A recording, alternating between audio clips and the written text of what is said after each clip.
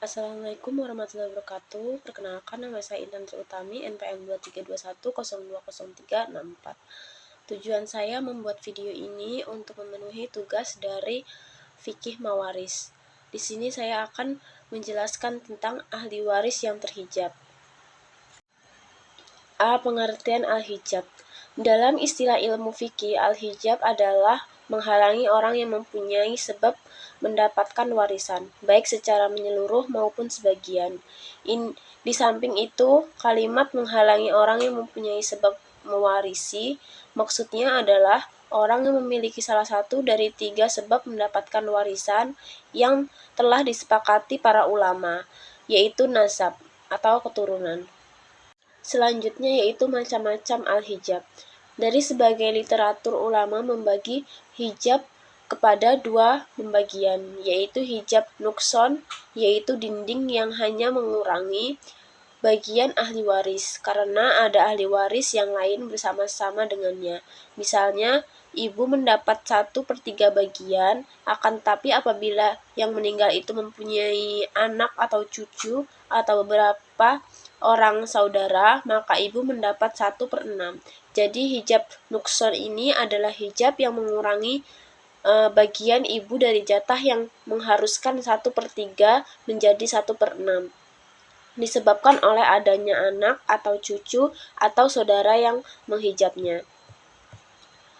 Sementara menurut Ahmad Sarwat membagi al-hijab kepada 2 bagian, yaitu al-hujub bil wasfi, sifat atau julukan, dan al-hujab bi asi syakhi, karena orang lain, yaitu yang A, al-hujub bil wasfi, berarti orang yang terkena hujab tersebut terhalang dari mendapat hak warisan secara keseluruhan. Misalnya orang yang membunuh pewarisannya itu murtad, hak waris mereka menjadi gugur dan terhalang.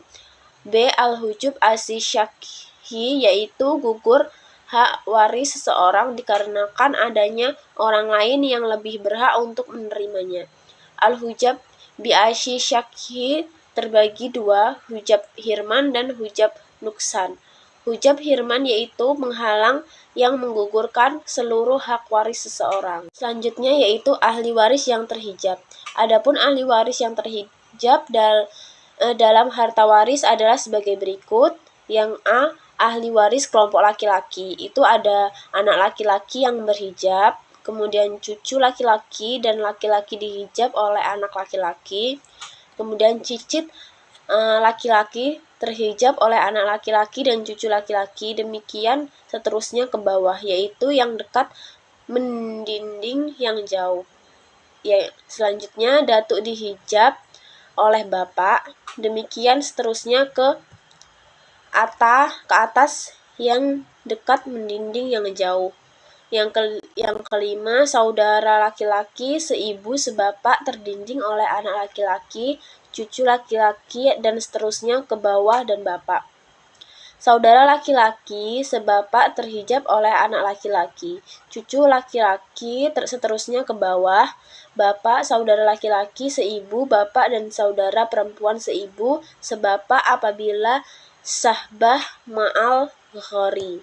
Yang ketujuh, saudara laki-laki dihijab oleh anak laki-laki, anak perempuan, cucu laki-laki, cucu perempuan, dan dari anak laki-laki dan seterusnya ke bawah, dan bapak, datuk, kakek, dan seterusnya ke atas.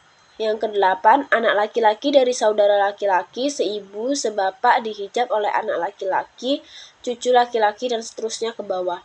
Bapak, datuk, saudara laki-laki seibu sebapak, saudara laki-laki sebapak, saudara perempuan seibu sebapak apabila sobah ma'al khoir, saudara perempuan sebapak apabila sobah ma'al khoir.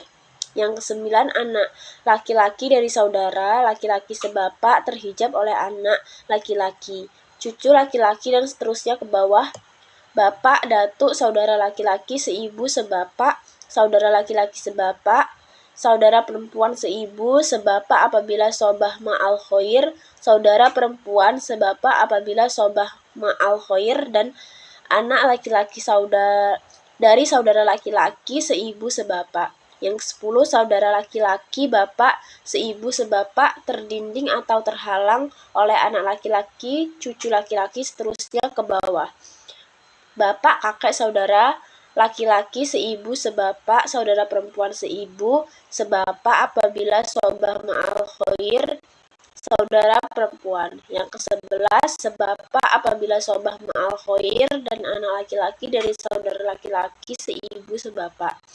Yang ke-12, saudara laki-laki bapak yang sebapak terdinding atau terhalang oleh semua ahli waris yang terdinding atau menghalangi huruf J dan ditambah dengan huruf J. Yang ke-13, anak laki-laki dari saudara laki-laki bapak seibu sebapak terdinding oleh seluruh ahli waris yang mendinding huruf K dan ditambah dengan huruf K. Yang ke-14, anak laki-laki dari saudara laki-laki bapak yang sebapak terdinding atau terhalang oleh seluruh ahli waris yang mendinding huruf I dan ditambah dengan huruf I. Yang ke-15, suami tidak ada yang menghijab. Yang ke-16, laki-laki yang memerdekakan si mayit dari perbudakan terdinding atau terhalang oleh semua ahli waris yang mendinding huruf N. Yang B, ahli waris sekelompok perempuan. Anak yang pertama, anak perempuan tidak ada sama sekali yang menghijab. Yang kedua, cucu perempuan atau anak perempuan dari anak laki-laki, terdinding atau terhalang oleh anak-anak yang mensobahkannya.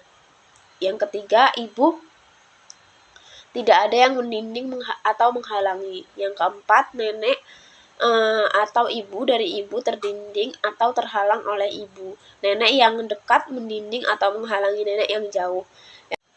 Yang kelima, nenek ibu dari bapak terhalang oleh bapak ibu. Nenek yang dekat mendinding atau menghalangi nenek yang jauh. Yang keenam, saudara perempuan seibu sebapak terdinding atau terhalang oleh anak laki-laki, cucu laki-laki, atau anak laki-laki dari anak laki-laki dan bapak, atau sama dengan mendinding atau menghalangi saudara laki-laki. Yang ketujuh, seibu sebapak atau nomor 5 di atas. 5.